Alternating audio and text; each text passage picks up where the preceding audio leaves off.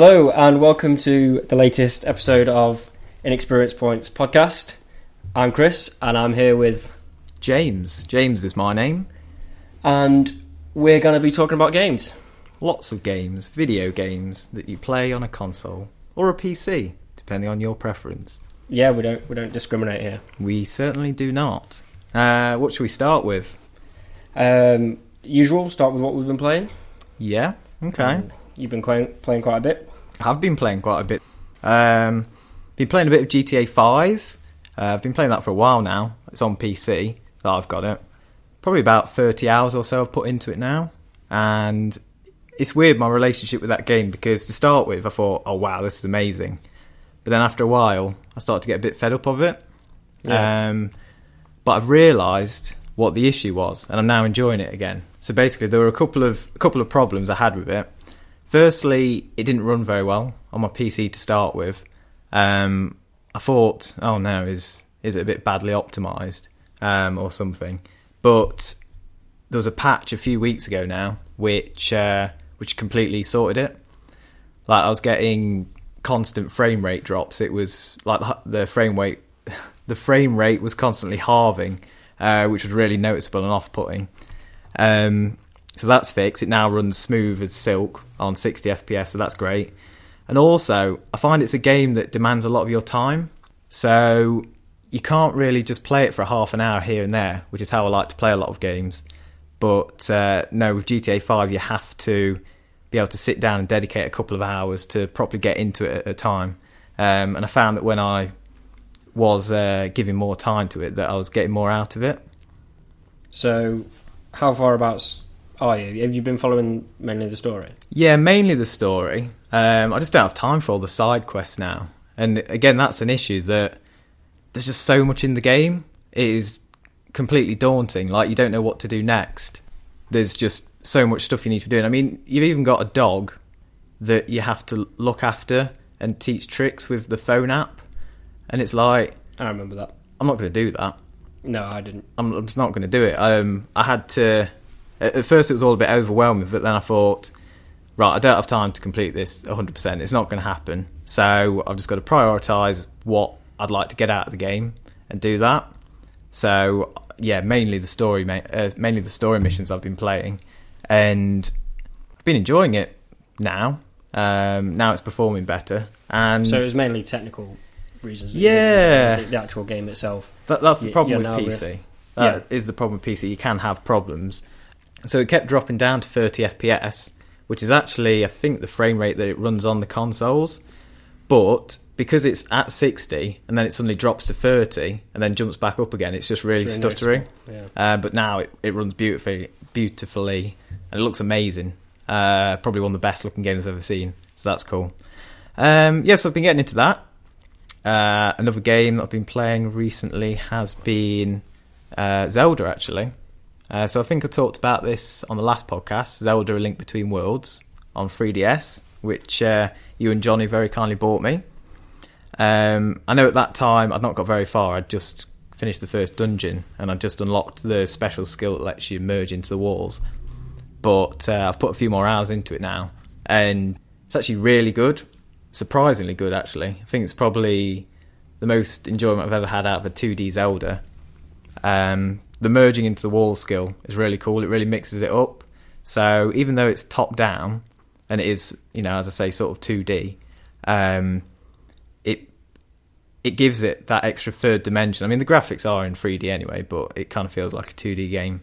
But the fact you can merge into the walls, it kind of suddenly changes the perspective, and it makes the world feel more like there's more to it. It feels more real.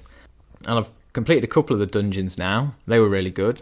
They're quite short. Like, none of it's too taxing or complicated or frustrating. You can breeze through it all sort of quickly enough, but it's just kind of an enjoyable level of challenge. So how long would a dungeon typically take you? Probably only about an hour or so. Something like that, an hour or... Yeah, give or take. Yeah. What's interesting this time around is the items in the dungeons, how it works. You have a lot more freedom to choose where you want to go to next. And instead of unlocking the items slowly throughout the game, you actually rent them. Okay. So to start with, you can instantly get access to most of the items in the game, which is really unusual for a Zelda game. Yeah, I don't think I've played anywhere you could do that. So when you unlock them in the game, I guess that just saves you the rupees of having to keep renting them. No, you always have to rent them. You don't actually, well, at least so far, you don't actually end up owning many properly. You pay this weird little purple dude to be able to rent. Standard. Yeah, who sets up shop in your house. Is there any reason why? It just comes in and says, I'm setting up shop in your house? Because Nintendo, and they don't really seem to give much explanation for stuff like that. I'd be quite annoyed, I think, if a little purple guy you would came be into pretty my pissed. house and set up a shop. I mean, it's pretty cool that he gives you As all he pays rent. But well, yeah. if you end up paying him as well, that's a bit of an insult. You'd think if he was just... I did think that. His rates aren't too dear, I suppose. But yeah, so you pay him rupees to rent the weapons, and you can actually essentially have all the items at once. But if you die, you lose them all. So you rent... So there's no set time period, it's just till you die? Yep. Once you die, they're all collected, and when you respawn, By him? you have to... Well, apparently, I think they're collected by a little bird or something. He basically sends a little bird off or something like that, and it pilfers all the weapons from your corpse. Right. And just leaves you there. I'm going to put my money on this purple guy being the end boss. You might be right, actually. There's something sinister about him. It might not be Ganon this time round. It might actually be the little purple guy. I wish I could remember his name. It's like Rakitavi or something stupid. So yeah, it does mix up the Zelda formula quite a lot, and I think it works. I think it works really well. So yeah, sounds like you're enjoying it. Yeah, definitely. It's been good. So has there been any other games you've been playing? Yeah, actually. So last weekend I went to a mate of mine, Bob's, for a barbecue. I think you met him at my birthday party, didn't you? Yeah. He was the one with the short black curly hair. Does that ring a bell? I don't remember names very well. That's all right. I'd know from face. Yeah, you'd recognise him. So I went to his house and we played some more Fibbage and Drawful. He had a few of his mates around and a few of our old school mates as well. And basically he does some kind of training for his job, and so he has a projector. And he set up a projector in his back garden. And so in the evening we were sat there, had a barbecue. Everyone was sitting around with some beers, and we were playing Fibbage and Drawful on his projector in the garden. So that was really cool. Also, we said before about how much we enjoyed those at my party. One thing I've realised with Drawful is it actually pays to draw badly.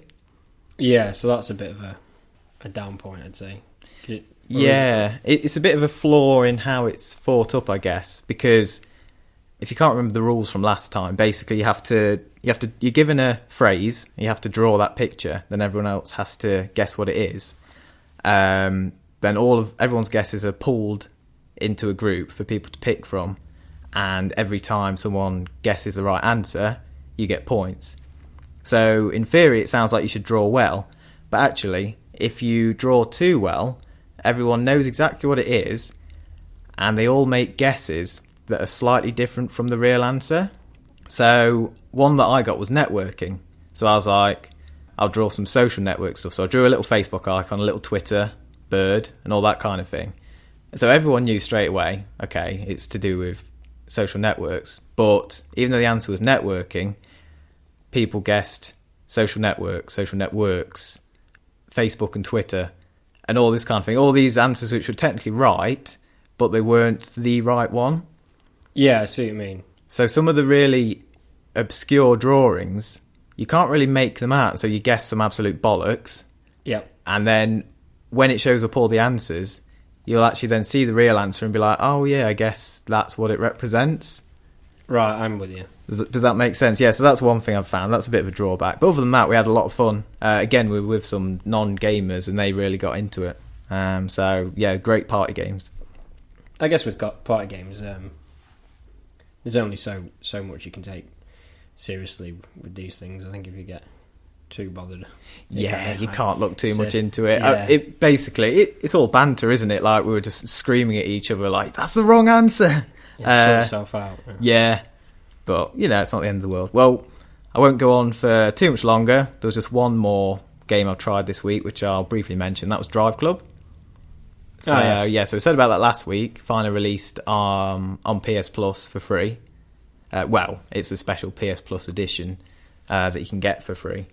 I found that it is a bit limited, so it does almost feel just like an extended demo.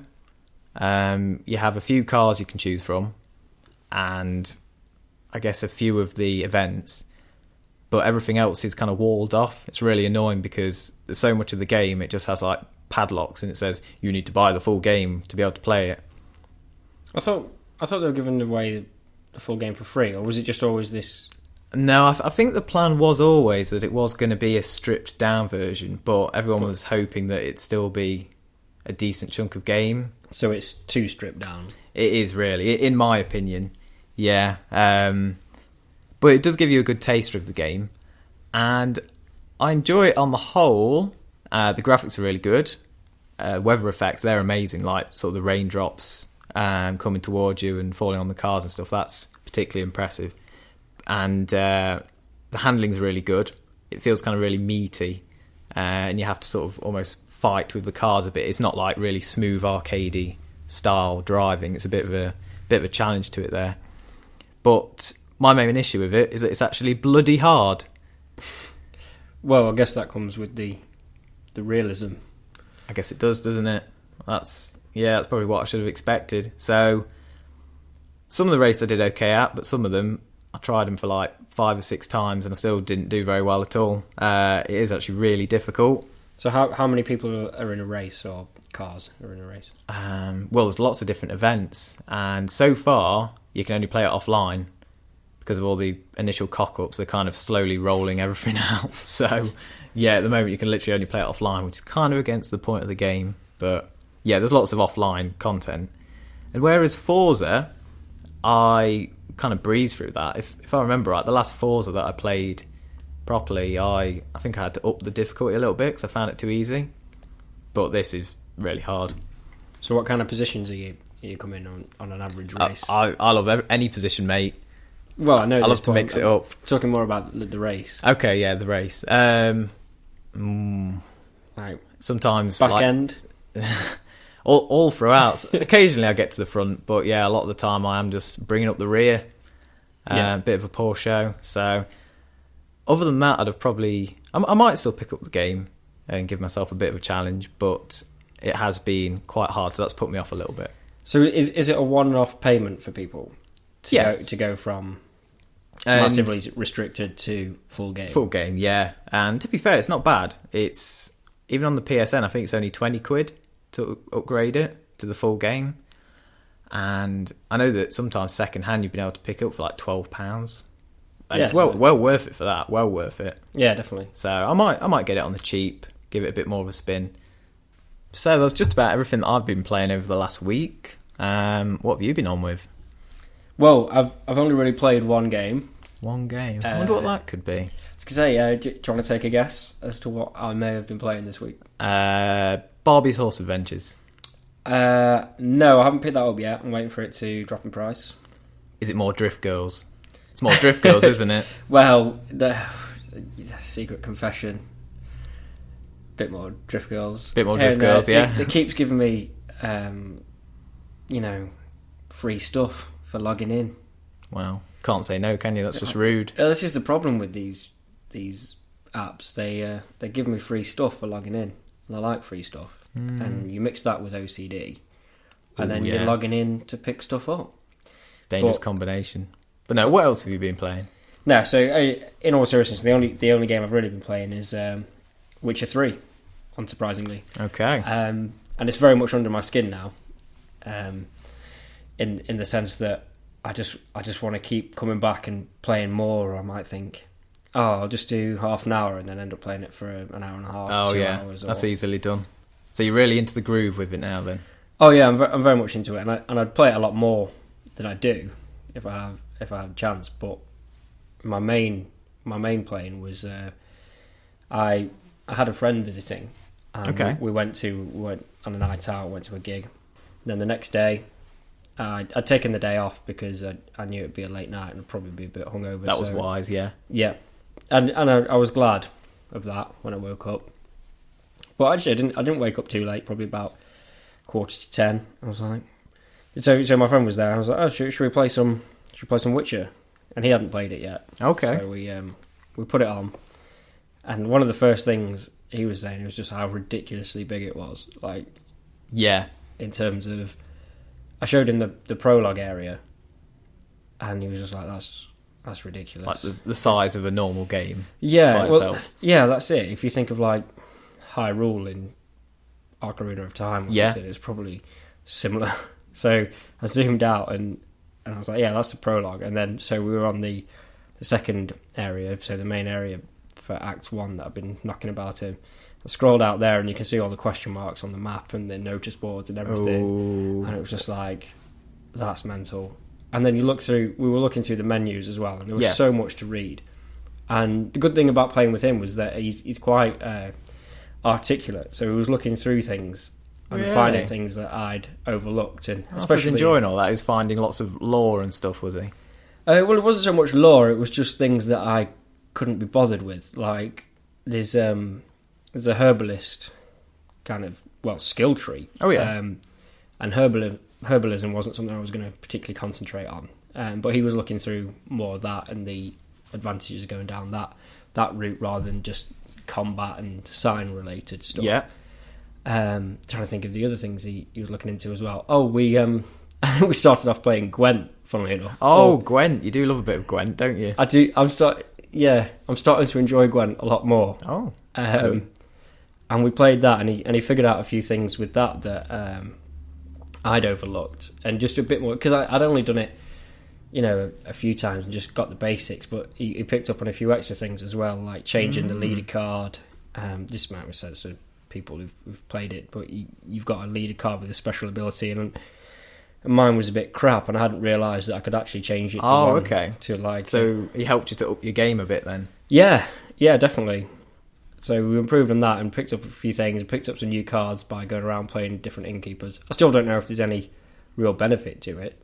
Probably is. I wouldn't be surprised, even if you find out later down the line whether it unlocks some stuff or, I don't know, opens up some new quests. I wouldn't be surprised if there's some kind of benefit. Yeah, I think so. In fairness, there is a monetary. You can bet, but the amount you bet is limited. Okay. So there is that. But yeah, I think there'll be something deeper further down the line. But I did quite enjoy playing and collecting the cards. So there's been that side of it. But then we went on and did some proper quests as well. We actually went down a storyline route. We didn't do too many side quests. Sure, yeah. Ended up going on what I thought was a short quest. Oh, yeah. Yeah. And ended up in a mission, I think it was called Wandering in the Dark. Right. And I think if I'd read that title, I wouldn't have played that, because it's not very appealing, is it? You think, I really want to wander around in the dark, like feeling lost. A little twilight stroll through the park. Well, it was in a cave. Oh, okay. So it was very dark and miserable, but it was actually very good, and it went on for a while, and there was two quite significant. Well, there was one significant boss battle in it, and another one as well. So that was quite a nice surprise, because we beat this boss, and I was like, we're done now, and then there was this kind of unexpected boss battle that was quite significant. So, and coming out of that, like, it's one of those games where you come out and you're like, that was awesome. Like good stuff. So it felt really significant and quite satisfying. So that was good. I mean, I know you can't obviously delve into too many specifics because you don't want to spoil it for everyone, but you're definitely getting across that it's quite an impressive experience. Yeah, it was. It was a battle that I didn't expect to happen at that point, and it had more significance than I expected, and also in the sense of it kind of, in terms of Geralt as a character, it was like suddenly this guy was there, and he was like, all right then, I'll go for this, I'll have a piece of that. I was like, oh god, this guy's going to be nails, and then went on to batter him, which was well done, very enjoyable. Achievement unlocked. Yeah, well, I did get an achievement actually Did you? soon afterwards for a trophy. Oh yeah, trophy. For a romance. So that was another thing I've done. Ooh, a romance. You've been with lots of ladies. Well, there was just one. I don't know if there's been others available up to this point, but just following down the similar quest line, doing quests with this character, you end up doing a bit of shagging. Standard Witcher fare, and then you get a trophy for it, which is fantastic. You used to get from that what you will. I think in the first Witcher, you used to get collectible Cards. playing cards, didn't you? Yeah. But I don't think that went down too well, so they scrapped that because that's kind of like a bit of a here you are reward for shagging someone. Yeah, collect as many as you can. It's a bit like Drift Girls, really. Bit like Drift Girls, yeah. I think they need to implement more Drift Girl mechanics into other games, definitely. But yeah, so without banging on for too long, the only other thing I'd say that I found quite interesting this week is that I've been so kind of gripped by it that I've started looking up into the previous stories and the lore and stuff like that. I guess there's a lot to read into, isn't there? Well, yeah, that was it. I tried not to go down too much of a rabbit hole because I'd be there for days. But I was just kind of interested in, some of the choices that I randomly chose at the start of the game. So I read up on kind of what effect that's had on my current game, and then right, sure, I was kind of intrigued to see if I'd accidentally cancelled out certain characters by choosing certain choices at the start, which is the case. So then I end up going down looking, who was that guy? Really? And why? See what you missed out on. What happened, yeah, and what would have happened if I'd chosen a different option and stuff like that. And let's face it, you're not going to go through multiple playthroughs of this, are you? No, definitely not. That was what I was thinking, and I've very much approached this in a way that if I fuck up, I'm living with it. It's all part of the experience, isn't it? Yeah. It's like real life. You can't take back decisions in real life, can you? You just have to roll with it, make the most of it. Exactly. So if you end up losing some herbs because of it, then oh shit! Don't want to lose your herbs, mate. Or a character, or whatever. Then just roll with it because there's always going to be something fun around the corner. I can imagine. So yeah, I'm going to keep ploughing on with that, I think, for the foreseeable future, and throw in some new games as well, hopefully, to talk about soon. Great. Yeah, that'd be good. Nice one. So I think we'll now introduce our new weekly feature. Well, I think this is going to become a weekly feature, and that is... Well, we've not got a proper title for it yet. We're tentatively titling it Bargain Bin Bundle Bollocks of the Week.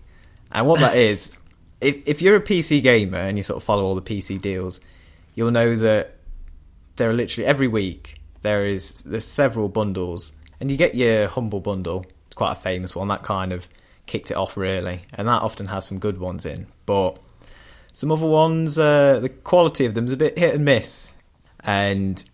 before, I've just looked at them and thought, absolute garbage. It'll be £2, but some of the stuff you get in it is just unbelievable shit. So, yeah, it was our idea for a new feature was every week I'd sort of buy one of these bundles and try out one of the games within it. So there's no expense spared on this podcast? No expense spared. Every week I'll be buying at least one £2 bundle. £2 a week. £2 a week. That is an investment. Money well spent. So this week I didn't even have to spend £2. This week it was $1.99. It was even less than that. I think it was about £1.30. Oh, excellent. Probably if I had a better memory, I'd be able to tell you what the bundle was called. But it was basically a bundle of random anime games. Not usually the kind of stuff I'd play. Not that I have anything against anime. I mean, one of my favourite games, Persona 4, that's all anime style. So, I can't really knock it. But this one, probably more niche titles, to say the least. What kind of niche? Fucking weird niche. Pervert niche? Yeah, there's definitely a bit of perversion going on. So an entire bundle of...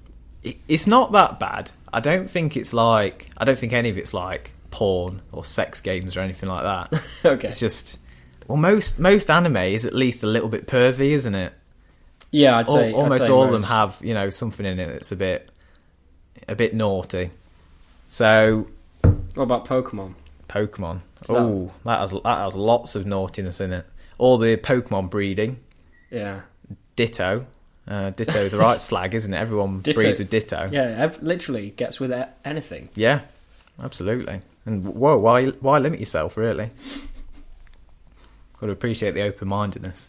So yeah, the game out of this bundle that I chose was the full title I think was Go Nippon, My First Trip to Japan.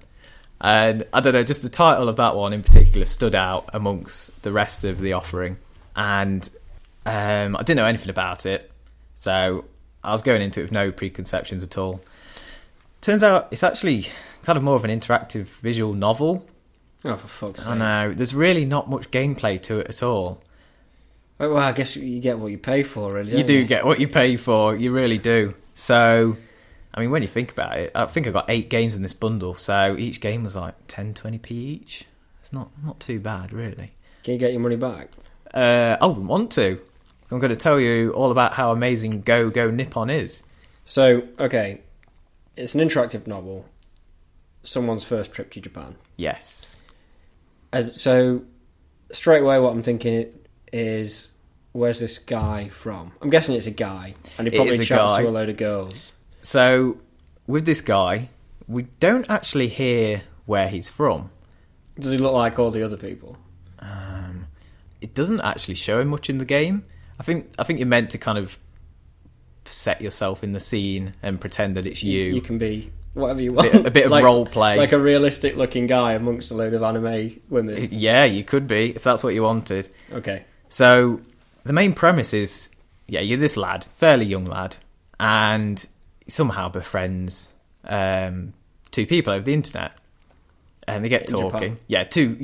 Two people from Japan. 2 people sort of around his age, I guess. And they get talking. One of them's called Makoto, and I forget the name of the other one. But generally they are names of boys. So these 2 characters, they invite your character over to Japan to stay with them for a week. That's nice. Yeah, it's, good of them to offer. Basically, your character's always wanted to go to Japan. Did they pay for the ticket, or did you just pull that out? Probably not. They're probably not that generous. Yeah. And they are all kids, so I'm guessing must have been his parents that stumped up the cash.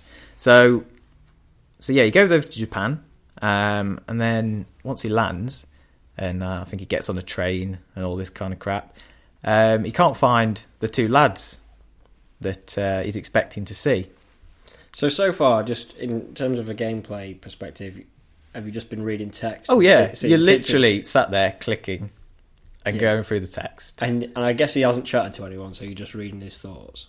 Yeah, pretty much actually. Like, oh my god, I can't believe I'm finally going to Japan, and all this stuff. So yeah, he can't find the lads that he's expecting to see. And it turns out the lads are in fact ladies. Who would have thought? Who would have thought? I didn't see that coming. Who would have thought? Oh, and guess what else? Unfortunately, the girl's parents are away that week. Yeah. So, oh man, he's all alone in the house with these 2 girls. Yeah.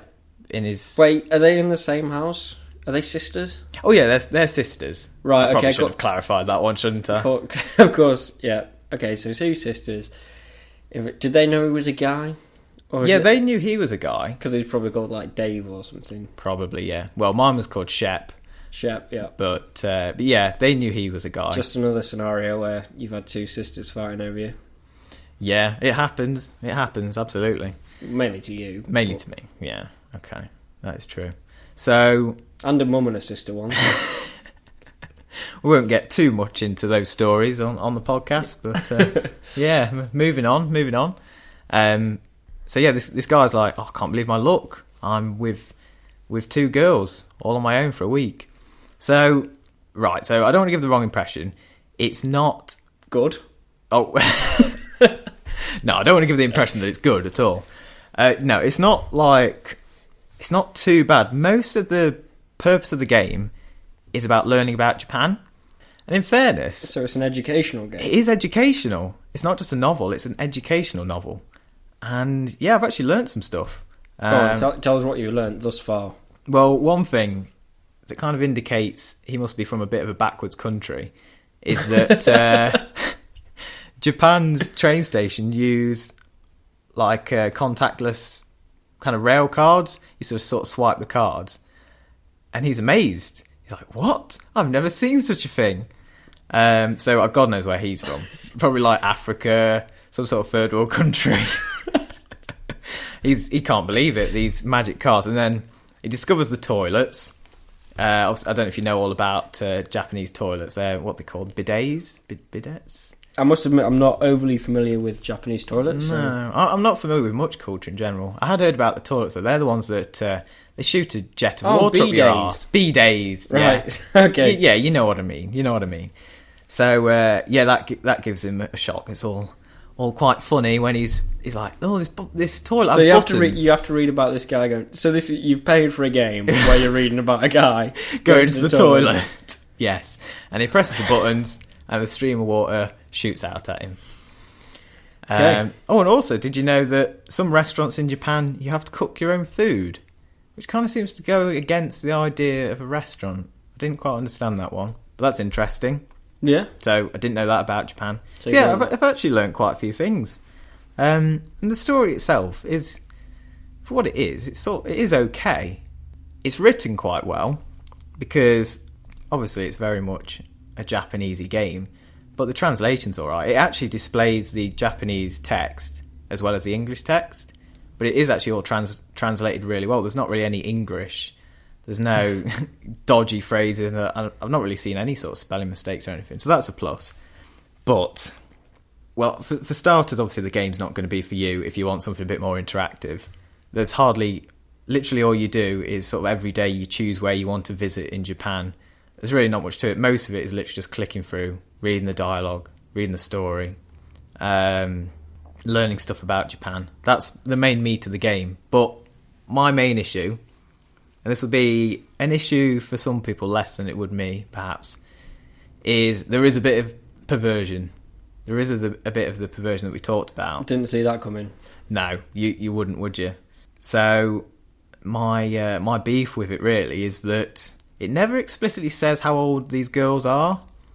Yeah, I'm guessing by the sound of it, you said they were schoolgirls. Well, they don't mention being at school. I think they purposely keep it vague, right? So that they can kind of get away with it. Yeah. And one of the girls is very heavily endowed, like the older one, ridiculously disproportionate tits, completely unbelievable and ridiculous, like a lot of anime is. Well, like pretty much all of it, yeah. Yeah. But then she has a younger sister, and she does not look very old. And basically, what happens every so often, probably about every day over the course of your stay for this week, is you accidentally go into the bathroom when the door's left unlocked, and oh no, you catch her just coming out of the shower. Yeah. And so you see these, they're not explicit scenes, but they're sort of pervy scenes of the girls in various states of undress. And what, both of them? Well, so far I've not completed it. So far it's only been one at once. You never know, they might both be naked at some point. But one of the girl I think mentions drinking at some point, so I'm guessing she's probably at least 18. But her younger sister doesn't look very old, and so they'll probably do that as well. They'll probably draw them looking young, and then be like, "Oh, she just looks young." Yeah. Or as you say, don't even say it. Yeah, they don't even say it. I think they purposely keep it vague. So yeah, I don't really dig that. If it was, I don't think there's a lot about this game that's really there to dig. No, I guess not. So I mean, let's face it, I am from a bit of educational value. Yeah, it was interesting to learn about Japanese culture.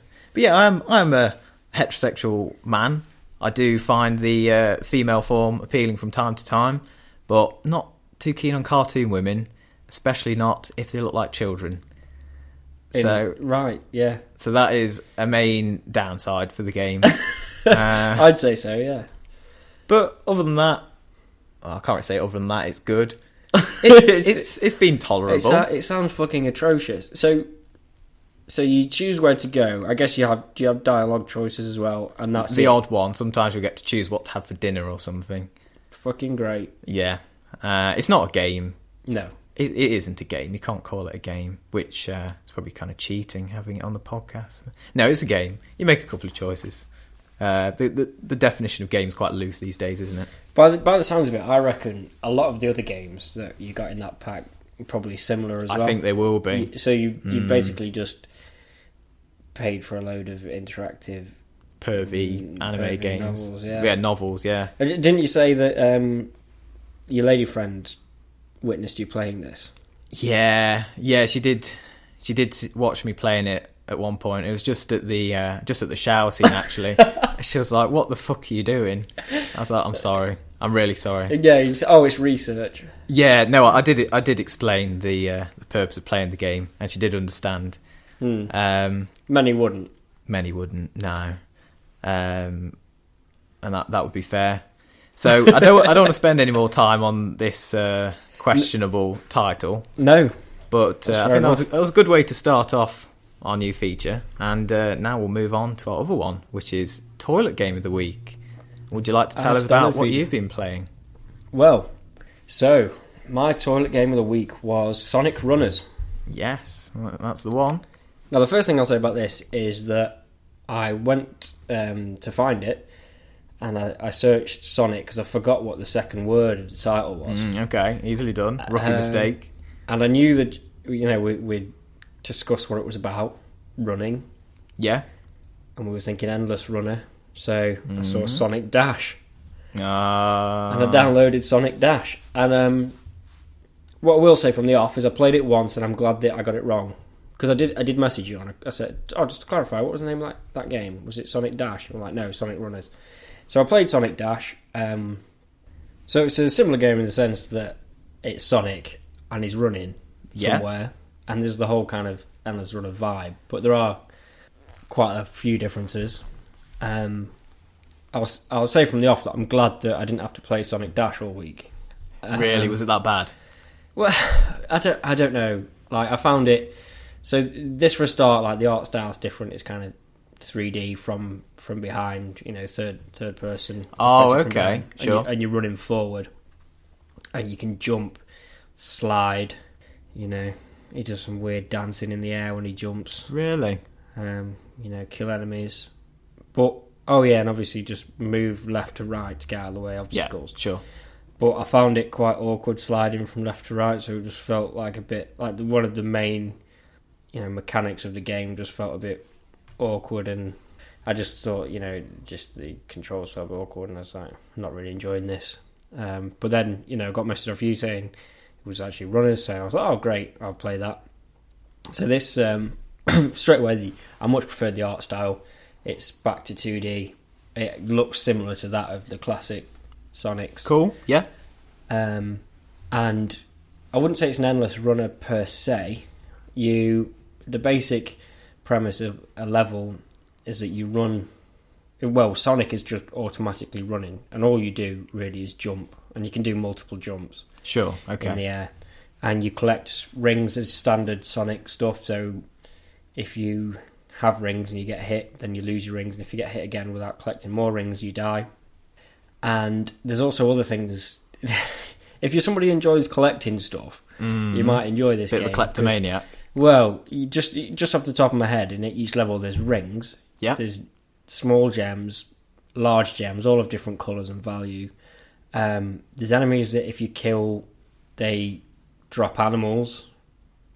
Right. Like, I can't remember I know in the classic Sonics you were saving animals. Oh, you would, wouldn't you? I can't remember if you collected them as you went along. So there's rings, gems, or crystals, or whatever they're called. Animals, there's power-ups as well. There's probably additional stuff on top of that. There's just stuff everywhere. You're just collecting stuff, and then you get to the end of that bit, and Eggman turns up in like what I'd probably describe as a piss easy sub boss. Sure, okay. Is it his usual flying pod thing? Yeah. Okay. And he's hemorrhaging rings all over the place. Sure. I think the things he drops, this might not be the case further on in the game, but the stuff he drops doesn't even hurt you. It's like springs, so it just throws you into the air if you hit them. And then because you're constantly running, if you jump and miss him or whatever, you run past him, and then he drops a bomb thing, But if you keep hitting him, eventually he drops the bomb thing anyway. So it's advantageous not to run past him or miss him. You want to keep hitting him as much as you can to get loads of these rings that he's dropping all over the place. Sure. And then eventually he just drops this bomb that makes the screen go all colourful. And then you start back at not back at the beginning, but you're at the next stage of the same level. So it's kind of, things change about a bit, but the main thing is it's a speeding up.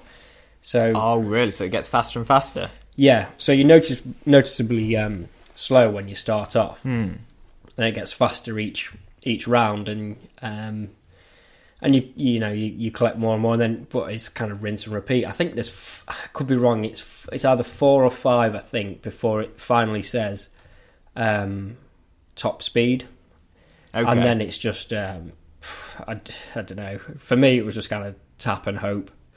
And I don't think, and again I could be wrong, but as far as I could tell, I think even on the last bit, you can't have rings. Or maybe if you have rings, there aren't any more to pick up if you lose them. Okay. So it's kind of just like you're running really fast. There's loads more enemies and spikes everywhere. It's basically just trying to kill you off. I don't think I ever got to the end of a top speed, but I could be wrong. So it sounds like the end game's a bit weird then. Yeah, well, it's just the basic thing is you're supposed to collect a certain score. Yeah. Amongst these that then puts you onto an actual boss. So the shitty sub boss is at the end of each kind of speed, and then if you collect enough score by repeating those, you end up fighting the actual boss, which wasn't much harder. At least this one could actually hurt you. Same thing. Pretty sure it's the same pod, but this time drops. All the times I've played it, drops spikes, like spiky balls, and like some balls that you can hit at him. Let's say you just have to jump on the balls that hit him. Jump on his balls. Just have to, avoid some of his balls and smack some of his other balls. Okay. And they fly into him and kill him. So that's the gameplay that I've experienced so far, and it's very much just repeated that. I think there've been technically different level names, and it's looked a bit different. Yes. Between stages, but that's been the long and short of it, really. Okay. I mean, it sounds alright. As I'm not a big Sonic fan, so it's not really sold it to me. But I'm probably a bit biased in that respect. I was always a Mario fanboy. I was never a big fan of the old blue hedgehog. I think for me, the closest thing to the classic Sonic is just the look of it. Okay. Everything else, I respect at least that one of the major mechanics is that it keeps speeding up, because Sonic games, at least the good ones, have always been about the speed, haven't they? Yeah. Especially when they first came out, it's probably sort of one of the fastest kind of games you could play. Yeah. So it's good that they've kept true to that. They've certainly put a lot of emphasis on speed. One of my questions is, obviously it's free to play. Yep. How does it treat that? Do you feel like you have to stump up some cash, or can you comfortably play it for free? I wouldn't say comfortably. And I think this is getting on to a lot of the drawbacks I experienced. In terms of the actual pay, firstly, you notice adverts. So one thing that happens is if you die, you get an option to continue, and you come back with a power-up.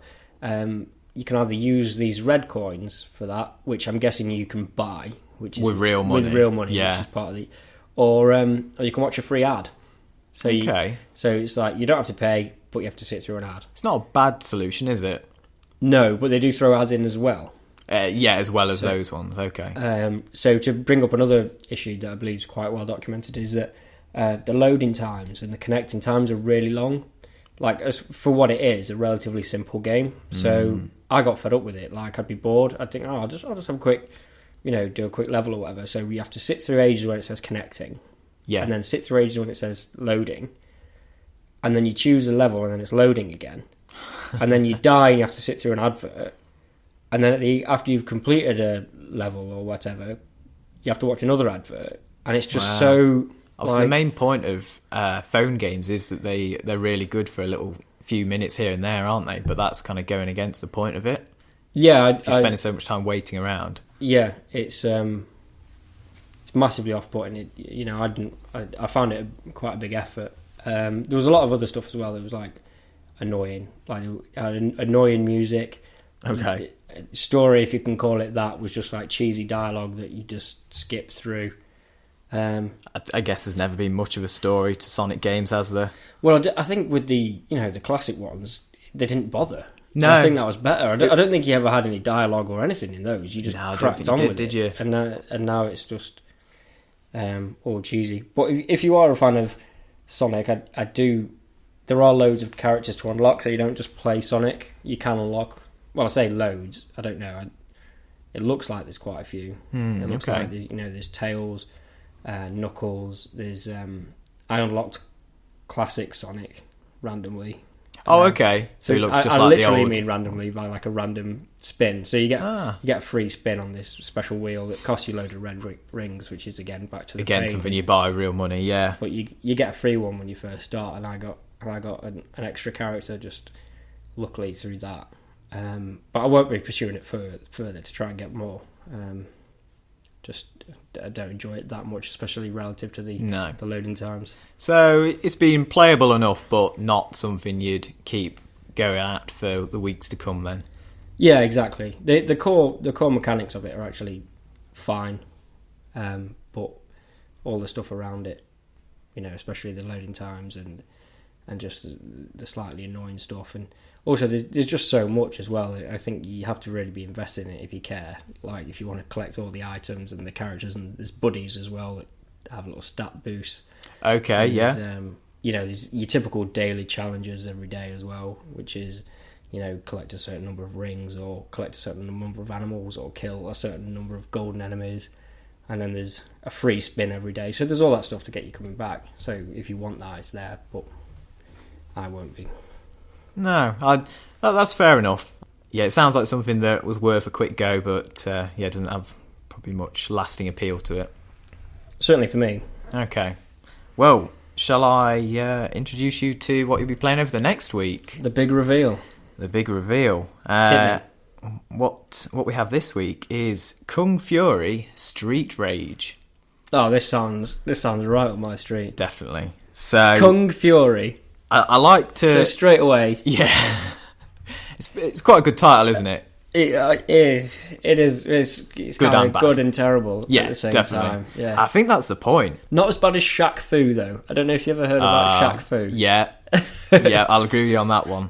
So, I don't like to look too much into these games, because I like you to tell me all about them once you've tried them. But what I'll do is I'll read out the blurb here. Okay. It's quite short and to the point. Here we go. Play Kung Fury, Street Rage, beat the Nazis. Oh, for fuck's sake. Stop King Fuhrer. Oh, no, sorry. Stop Kung Fuhrer. Yeah. And uphold the law. Amazing. That is your objective. Yeah, so at least my objective is simple. Or is it? Well, from what I have seen, I think it is quite a simplistic game by design. It looks like there's literally 2 buttons to press. That's good. Okay, I should be able to get to grips with it. Yeah, we'll leave it at that. I think you might enjoy it. Just one quick question. We'll see how you get on. Yeah, go on. What's it called? Kung Fury Street Rage. So is there a Streets of Rage vibe to this, or is that maybe? I'm not sure. Kung Fury Street Rage. Right. It's almost kind of alluding to that, isn't it? Well, brilliant. Hopefully you'll enjoy that. It's got some positive reviews so far on the App Store. Well, sorry, the Android Play Store. 4.6 out of 5. That's promising. So you'll have to tell us all about that next week. I will. All right, nice one. So, I think we'll now move on to the news and releases for this week. What I have noticed, I don't know about you, but I think post E3, we have now kind of entered a real lull. There's not that much going on. Everything's kind of wound down. We've got the old, what do they used to call it, the summer drought for games. So, and this has annoyed me ever since I've been a kid, is that throughout the summer, they hardly release any games. And it is pretty annoying. Because, I mean, especially when you're in school and you're a kid, and your summer holidays, you want to be playing games, don't you? Very true. So that's something I've never understood, but, But at least kids have got Witcher 3. to keep them going for the next 5 years. That's true. That is true. That will keep them going. Okay. Actually, what's the age rating on it? Probably 16 or something. Oh, I imagine it's 18 or maybe 18. I don't know. Well, one thing I don't think I said, and I find particularly satisfying about Witcher 3 is very graphic kills. Oh, okay, it's going to be an 18 then. Yeah, so, well, you get to the end and you've been fighting someone, especially like with the human opponents, and you'll often get a decapitation, or you'll cut literally them in half. Nice and juicy. It's just really satisfying. And it's not, I wouldn't necessarily say it's gratuitous, because if you are cutting Isn't it? Well... Oh, you mean it's realistic? Is that the argument you're trying to make? Well, I don't want to use the word realistic in a world full of magic and stuff, but if you do literally cut through someone's like neck, their head will get cut off. If you cut through their body, they will get cut in half. So rather than... I guess it is more realistic than just slashing through someone and then the blood spraying around and then falling in a whole piece to the floor. Yeah. So yeah, that is something I enjoy about it. Okay. I can't remember what we were even talking about now. News, wasn't it? Yeah. So news and releases. Oh yeah. There's not a lot going on at the moment. Seeing a couple of things in the news. One thing which I found quite surprising, well, only to some extent anyway, is that apparently the PlayStation 4 has between 70 to 90% of European console share. Obviously compared to the Xbox One and presumably the Wii U as well, I'm guessing. So this generation's been quite standout. Well, it's certainly been dominated at the moment by Sony. Yeah. And Microsoft have said, oh yeah, we need to do better in Europe. The Xbox does do better in America. The problem is, this generation, it's good that they've become more standardised. They are now more like PCs than proper boutique pieces of kit. They're not quite so unique now, like the crazy cell processors on the PS3 and all that crap. But the problem is they're both just really similar. Kinect was one of Xbox's USPs, but that's just got shafted off completely. They've just chucked that away. No one cares about Kinect anymore. So they're both very similar consoles, but the PS4 is slightly more powerful. So by default, it wins. For a lot of people... if they've not got any particular allegiance to Microsoft, they're like, I want a next-gen console, or now current-gen. Which one do I go for? Well, the one that's a little bit more powerful. It can run Call of Duty in a slightly higher frame rate, slightly better resolution or something. So you're going to pick it every time. Yeah, it's like you say, unless there's a sort of natural allegiance one way or the other. The only other thing is exclusives, which again, really being thin on the ground this generation, definitely. So things could change. I mean, for a few years, the PS3 was really lagging behind the 360, but by the end of last generation, I think they were about even-ish, roughly. Okay, so we'll have to see what happens there. Yeah, it'll be interesting to see what Microsoft do to try and counteract that. Yeah, you hope they have some things up their sleeve. I find it interesting that that's a European thing. Off the top of my head, I can't think what it is that we think in Europe that's so different to that. Yeah, I know what you mean. It almost seems to be... It's weird how they kind of have allegiances with the country of manufacture, if that makes sense. So, obviously Microsoft is American, and the Xbox has always done well over there.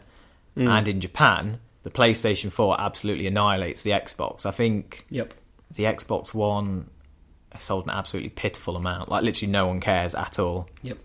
Not sure why Europe likes PlayStation more, but who knows.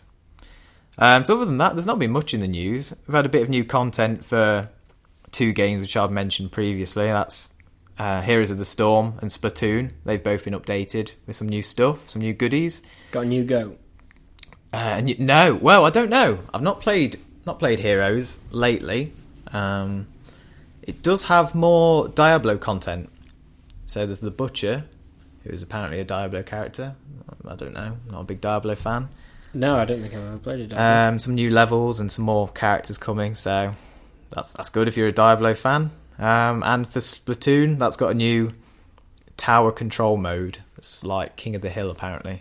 So looking forward to trying that, because there's been a few content updates since I last played. And if you remember me saying, it's a little bit lacking in content. like the amount of maps and modes and guns and stuff. So it would be good to have many, padded out a bit. I'm not sure if we said specifically. Can you think how many modes there are in before this one came on? I honestly can't remember now. I honestly can't remember because I keep seeing in the news that extra bits keep being added. So I've actually forgotten how much it released with and sort of what we're now up to. I'll have to delve in again soon and see what kind of state it's in. Yeah, and see if you enjoy. Yeah, King of the Hill. Yeah, I usually like modes like that. I really like Battlefield, and it's the Conquest mode, I think. The typical mode's called something like that. That's sort of like King of the Hill, so I might like this hopefully. Yeah, so that's pretty much it for news. And yeah, game releases. What? Can we have something about Minecraft? Oh, Minecraft, yeah. Well, it's a little thing. Minecraft sold 20 million on the PC alone. Yeah, I think it's fair to say that game's selling pretty well. It's not doing bad, is it? It's doing all right. I think it's up there now, isn't it, with some of the best selling games. Oh yeah, definitely. It's got to be. I've no idea what the overall sales must be across all the consoles, and even Android and iOS and everything. It must be absolutely mental. Through the roof. I know loads of people play it on console. Loads of kids play it on console. I bought it on PS4 as well as my PC copy, and then I was like, why the fuck have I bought it again? And then I traded it in. But double dipped. Well, yeah, I did. I think the idea was for local play. But I didn't really have many people want to play Minecraft with me, so... Did you enjoy it, Minecraft? I did. I never really got fully into it. Some people literally spend days and days building stuff. And I just quite liked the adventuring side of it. Have you tried it? No. It's never appealed to me. No. It might be worth a shot. You know, it is... I would say there's not much like it, but now everything's sort of cloned it, and there's loads of rip-off games. The money's there, so they're like... But yeah, it's... You can get a piece of this. It's an interesting experience. It's not much to look at initially, but once you start playing it, you do see the appeal. Next week, we get the latest selection of PS Plus titles on PSN, and I wouldn't say it's a great mix this week. Would you like to read out what we've got upcoming to the ladies and gents at home?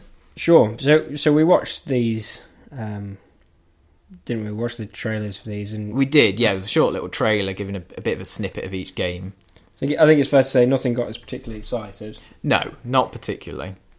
So let's see. I'll read these out and see if we remember which they were. So Rocket League. Right. This is something I'm putting a bit of hope into. Oh yeah, so this was the one that we think looked the most alright, didn't we? Yeah, I think this could be quite fun. It looks like basically got these weird supercharged cars, but you almost kind of play football with them and do loads of stunts and stuff. Looks quite interesting. Could be good. Sort of online multiplayer. I think we might have to give that a go if it's online multiplayer. Oh, I'll play that with you. Definitely. What next? So then there's Styx, Master of Shadows, and do you know much about that? It looked like some sort of goblin assassin, and just straight away, like I've got this thing where I want to play as a character that has something about them, and I just thought, who the fuck wants to play as a goblin? Like, and he's just like this hunchback goblin, and he's just stares at the screen. I was just like, that character looks about as likable as what's his name, Kratos. Oh yeah, one of the reasons he's a nice guy. Yeah, isn't he? I'd never play God of War because like Kratos, he's just a guy with anger management issues, as far as I'm concerned. Definitely. Like, I just think, he just needs to let it go, doesn't he? So I've got this thing about not playing when the character looks annoying as fuck. So what next? So Mousecraft. Oh, that could fuck right off. What's Mousecraft? Some crappy puzzle game. Let's not even waste words on it. Go on, next one. Okay. So the next one, I remember this one, Entwined. Oh, Entwined. Even the name sounds flouncy. Well, one thing, I don't know whether the thing we watched, I think you might have sent me the link, was that an official release? Because they tried to make everything sound really positive. Yes, that was from Sony themselves saying, look what we've got for you this month, guys. Yeah. Don't these look great? And you sat there like, But the one thing I remember about this is they talk about the love between a bird and a fish. But then it's the a commentator, story as old as time. Bird meets fish, fall in love, I'm pretty make sure a shitty game together. it looked very arty. It's your typical. But yeah, I just thought a bird and a fish, and then the commentator said something about when two people fall in love, and I was like, are we talking about the same thing? Because one's a bird and a fish. I didn't see any people. It's interspecies relationships. Maybe there were people. I don't know, but it didn't appeal to me. No. And then again, even more so, rain. And not heavy rain, just to clarify. Yeah, just normal rain. Just mediocre, standard. Not a drizzle, not heavy rain. Rain. Yeah. Okay. No E like it, or RAYNE like someone's like blood name. Rain or something. Yeah, no, just no. rain. I think it's even lowercase. I don't think it even has a capital letter. That's how naff it is. Yeah, the commentator described it as melancholy. Oh, that's brilliant, isn't it? I just kind of thought, well, I don't really want to play a game that's going to make me feel depressed. So, no, I'll be giving that one a miss. And then the final one, Geometry Wars Divisions Evolved for the Vita. Is that Dimensions Evolved? What did I say? Divisions. Yes. Dimensions. Yeah, it's all words, isn't it? Geometry Wars Geometry Dimensions Wars. Evolved. Reading was never my strong point. It is quite small text. I'll let you off that one. Now this one, I wouldn't mind. I do like my Vita, and I did used to like Geometry Wars, so I'm going to give that one a spin. It really is good value when you do have a Vita, a PS3, and a PS4. Like PS Plus is just crazy value. So yeah, for me, I think it's going to be the what's it? Rocket League. Rocket League's the first one. Rocket League and Geometry Wars. I think everything else can just get in the bin, as far as I'm concerned. I don't know about you. I'll give Styx Master of Shadows a go. Give Styx a go. You'll make the Goblin. You might like it. I shouldn't judge him. No. By his cover, so I'll give that a play, and then I might come back and go, actually, I quite like Styx. I'm looking forward to your opinions on this. Okay. And Mousecraft, just to piss you off. Oh, no, don't do it. No. All right, what else we got? Not got a lot, have we, that's coming out, besides for the PS Plus stuff? Yeah, so we've got Lego Jurassic World. Is that out? Coming out? I don't know. It might already be out. I kind of stopped caring about the Lego games, and I don't care about Jurassic World either. I don't know about you. That doesn't appeal to me. There was a few things about it that I found interesting. I've played Lego Star Wars, and I did actually really enjoy those. I did, back in the day. Yeah. Definitely. But one thing I remember is with them not having dialogue. They had to improvise. It was quite funny. So watching this trailer, they've actually used the dialogue and sound effects and things from the films. Okay, fair enough. I also found it interesting because I assumed it was just a Lego version of the most recent film, but it's all four. Oh, is it? Okay. Yeah, I'd not looked a lot into it. As I say, I'm not a big fan. But if you're a Lego fan and you're a Jurassic Park fan, then that's right up your street, isn't it? Yeah, that's it. It's one of those things it's one of those games where I could be wrong, but it doesn't look like it's done anything new. It's just taken that rinse and repeat formula that works well for some people. Yeah. So if you've enjoyed the Lego games and you particularly like the Jurassic Park franchise, then should sell alright, shouldn't it? Anything else? I don't even know how you pronounce this. Pneuma, is it? Oh yeah. Let's have a look. What is it? It starts with a P. Oh yeah, I guess Pneuma is Pneuma Breath of Life. So that's a new PS4 game. Don't know a lot about it, but I watched the trailer. Yeah. And I think, as games go, there's not many that appeal to me less than that did. Again, it's just kind of the really sort of pretentious indie game, isn't it? Yes. There was some quotes about the getting an understanding of being. Okay. As a god or something. God. Yeah, there's a trailer on YouTube, and it's basically it's a first-person puzzle game where it doesn't look like much is going on. You're selling it to me. No, I guess there is, but there's a guy on his own. Well, there's you, which without that quote, I wouldn't have thought it was a god. Yeah, so there was a few in this trailer. There was a few weird quotes about, well, it sounded somewhat philosophical, mixed with what looked like quite basic first-person puzzle gameplay, with some kind of contrasting epic music towards the end. You know, really? Almost like it could be battle music when it's still just one guy going around doing. Well, I say one guy, first person, so player just wandering around, clicking. So safe to say you're going to be buying it straight away on release. I'd say this is the game I'm least likely to buy out of any we've talked about this episode, including that Go. Including Go Nippon. Go Nipple Girls. I think you quite like the sound of that. I've got the download right in front of me now, so that's my weekend sorted. Brilliant, good stuff. You'll have a cracking time with that. Yeah. All right, well, I think that's just about everything for this week, isn't there? Anything else you wanted to say? We all good? No, I think we've covered what we set out to. Yeah, definitely. So we're working on getting a logo done at the moment. Probably going to be doing more stuff with the site and that, hopefully. Getting ourselves on iTunes. This episode might be on iTunes, in fact. So yeah, it's all come the reason together. we haven't done that so far is you need an image to go with it, and we haven't put. We're going to put a temporary one together, I think. Yes. Just to get on iTunes. And then we'll get a proper one done, so that'll be good. Yeah, other than that, thanks again for tuning in. Yep, thank you very much. It's been a pleasure having you, and we'll speak to you again soon. All right, adios. Goodbye. See ya.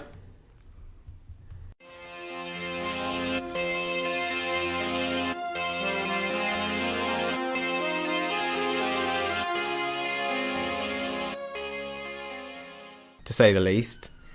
Mainly miss, I'd say. By the sound of it. Every time. Godspeed. It was an ambulance this time. Yeah, ambulance this time. No arson this time. Okay.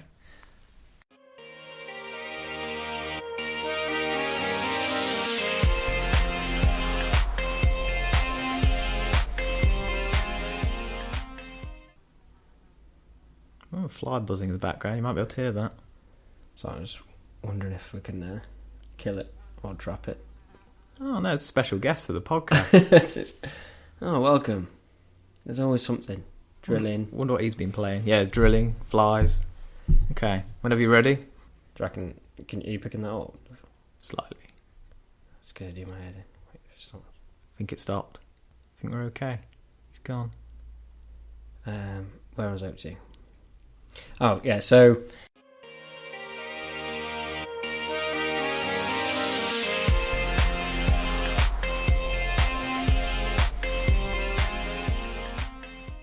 Right, later this week, we have the PS Plus update. Actually, I should say later this week.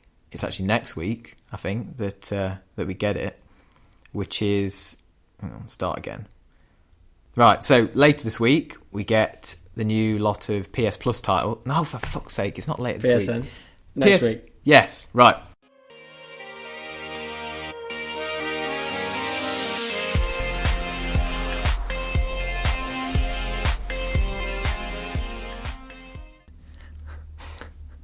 All right, mate. How many you had? Spin beer all over yourself. Apologies No worries. I'll carry on. Okay.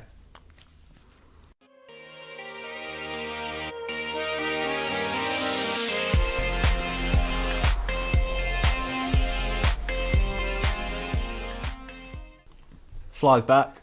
All right. Felix, how are we doing? He's thrown his contribution in and fucked off. He's not a fan of Sonic Dash either. Well, I don't blame him. No.